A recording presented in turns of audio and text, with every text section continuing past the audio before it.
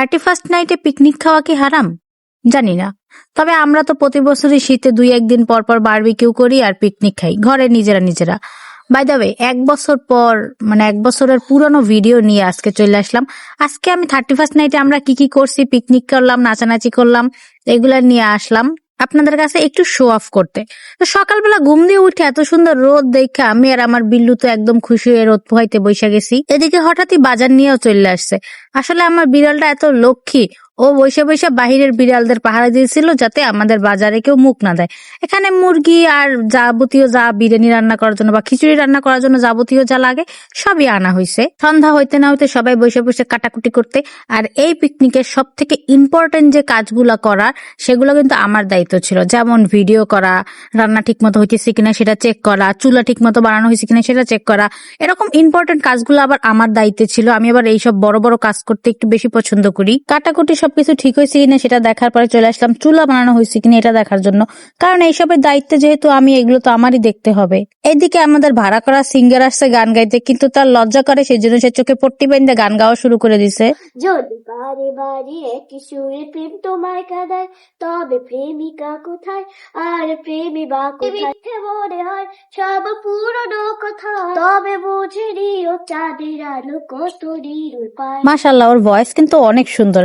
এদিকে লাকড়ি আনার প্রসেস শুরু হয়ে গেছে। এদিকে আমি আবার মাপে দেখতেছিলাম যে আমি লম্বা না আমার লাইট লম্বা। এটা আমি নিজে বানাইছি কাস্টমাইজ করে আমার রিং লাইট।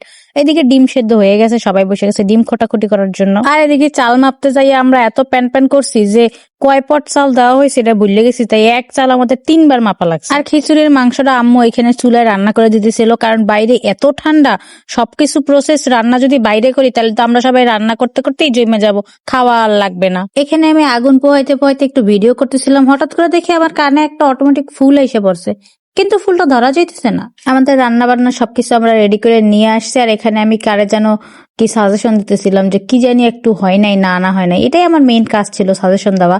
তারপরে এসে একটু গোটা দিয়ে দিলাম যে কেউ তো বলতে না পারে যে আমি কিছু করি নাই। আমি ভিডিও ফুটেজ রেখে দিছি যে আমি কিন্তু অবশ্যই রান্না করছি, আমি সবাইকে সাজেশন দিছি, আমি আবার ওখানে দেখাইও দিছি সবকিছু। তো এখানে নাচ শুরু হয়ে গেছে, সবাই বাচ্চারা অনেক নাচানাচি করছে, মজা করছে। তবে কপিরাইটের কারণে আমি মিউজিকটা দিতে পারিনি। অবশ্যই যে এই গানগুলো চেনে কমেন্ট করে জানাবেন যে এখানে কি গানে ওরা ডান্স করছে। ডান্স সুন্দরই হয়েছে।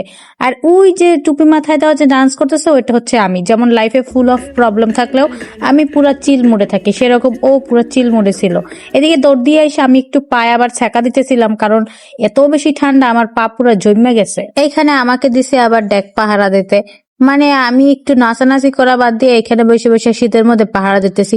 অবশ্য আগুনের জন্য গরমই ছিল, আমি একদম চোরের মতো প্যাকেট হয়ে বসেছিলাম। আর এখানে হচ্ছে ওই যে আমাদের সেই পুরো ডান্সার মিউজিক ছাড়াই নাচতেছে। ও নাচার জন্য আসলে মিউজিক লাগে না। রান্না বান্না শেষ, এখন খাওয়ার পালা। আসলে বাইরে এত বেশি ঠান্ডা ছিল যে আমি আমার খাবার নিয়ে ঘরে চলে আসছি। অবশ্য পিকনিকের খাবারটা হচ্ছে বাইরে বসে খাইলে মজা বেশি, কিন্তু আমি একটু অসুস্থ, এই কারণে আমার আর এখানে রাখে নাই। আমি বাসায় চলে আসছি, মানে রুমে চলে আসছি, রুমে এসে খাওয়া দাওয়া করলাম। আর এইভাবেই আমাদের 31st নাইট বলো অথবা পিকনিক বলো, আমরা এইভাবেই সবাই এনজয় করছি, মজা করছি। তোমরা কে 31st নাইটে কি করছো অবশ্যই কমেন্ট করে জানাবা। নতুন বছর সবার অনেক ভালো কাটুক দোয়া করি, আমার জন্য সবাই দোয়া করো। আল্লাহ হাফেজ সবাইকে।